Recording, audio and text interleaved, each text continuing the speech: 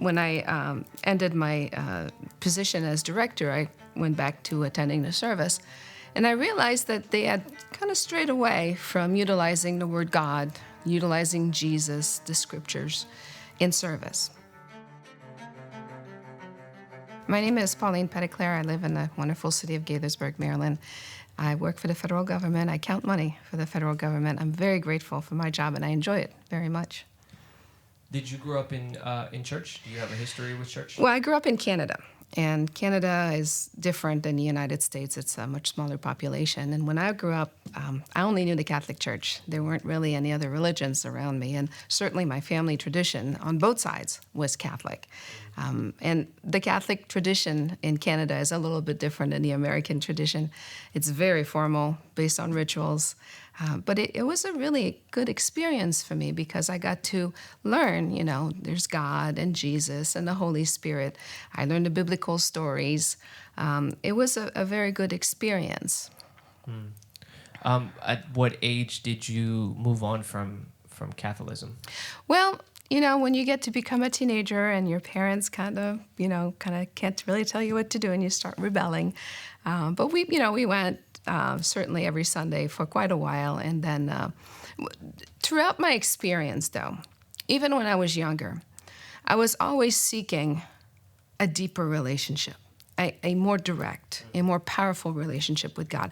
I don't know where that comes from. I don't know why I knew that I could have that, because it certainly wasn't the experience of the people around me that, I encountered. But that's the part, I think, that eventually made me break away from the Catholic Church. Mm-hmm. Where did you go after Catholicism? So I moved to this country when I was 17, and I was trying to figure my way around. So I went to the Catholic Church here a little bit and figured things out. But then, the beauty about this country is there's different religions, there's different programs, there are different options for spiritual living and spiritual learning. And so I church hopped, and I got to learn about other religions. And, I got married, had a child. And then, when you become a parent, things really change. Yeah. And that's when I needed help. My son had issues when he was much younger. And I just needed some help. I needed some understanding and the reason why. And that brought me to a Unity Church, which I didn't even know existed before. What was it about Unity that captivated you?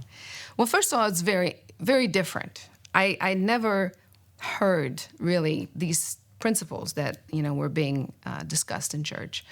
And could you explain just very briefly what are some of those principles? So when I first joined the Unity Church locally, they utilized the scriptures to explain how we can utilize the Bible in our daily lives, which was new to me. It was not someone reading a passage to you like it was in the Catholic Church. It was a discussion. It was, what does that mean to you?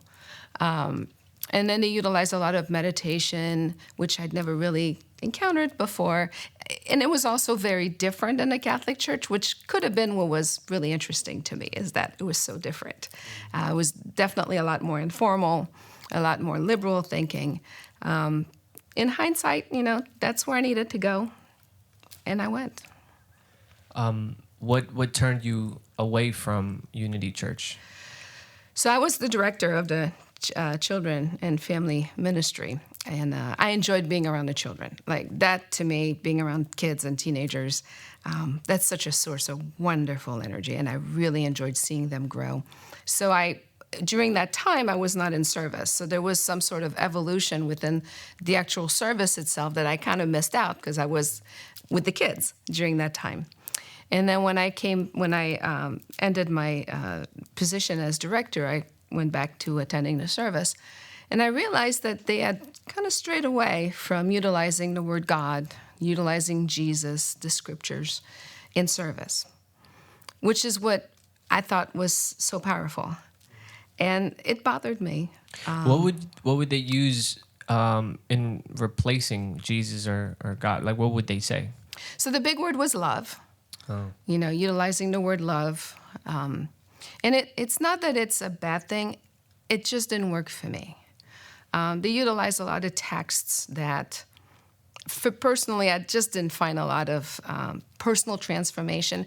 And I was still looking for that just deep, passionate relationship with God that, again, that seems to have been what was driving me all along. So I just decided to not go there anymore. And I needed to do that. I needed to just kind of, I took a break. And I waited a little bit. I kind of regrouped spiritually, if you will, and try to figure out what is it that I want.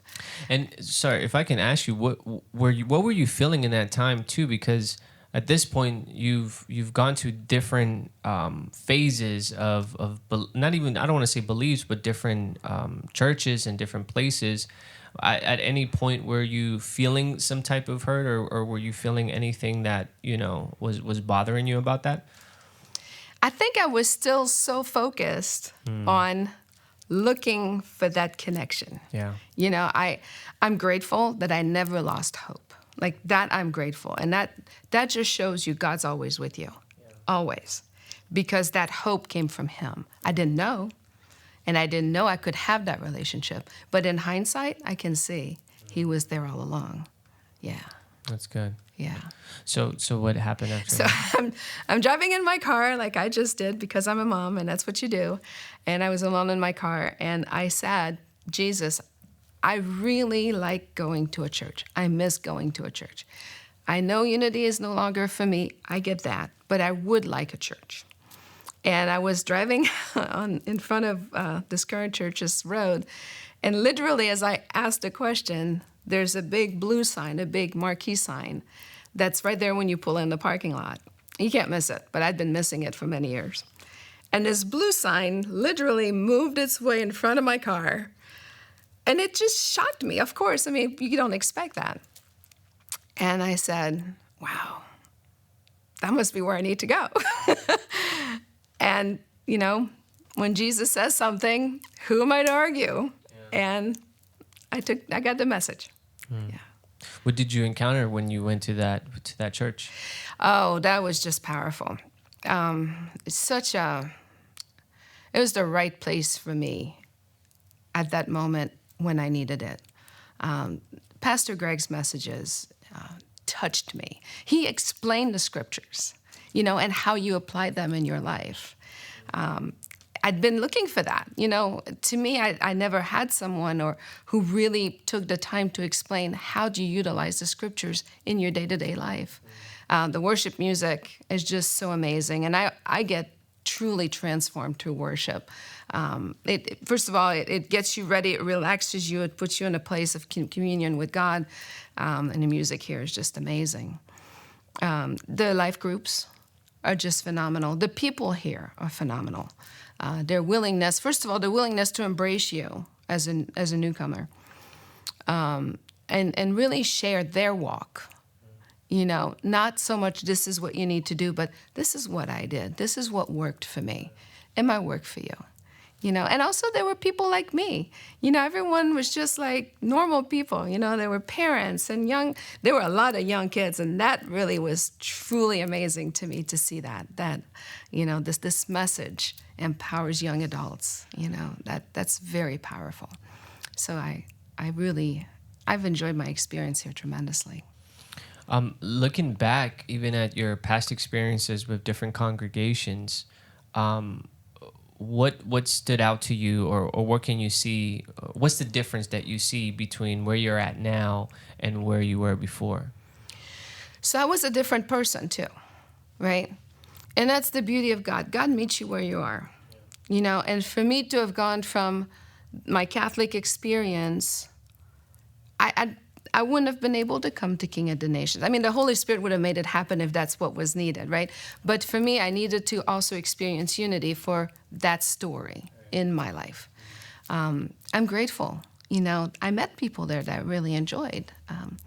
But I was still searching for that connection with God.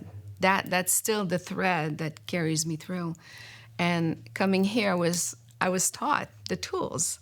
And it allowed me to just open my heart and just let God into my life and just let things happen. And it's wonderful.